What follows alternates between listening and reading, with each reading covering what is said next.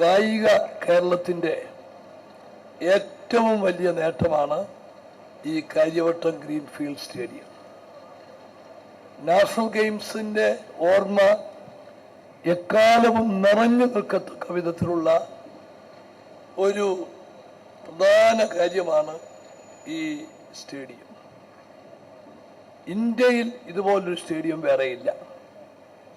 കായിക രംഗത്ത് കേരളം ഓരോ ദിവസവും കൂടുതൽ നേട്ടങ്ങൾ നേടിക്കൊണ്ടിരിക്കുകയാണ്.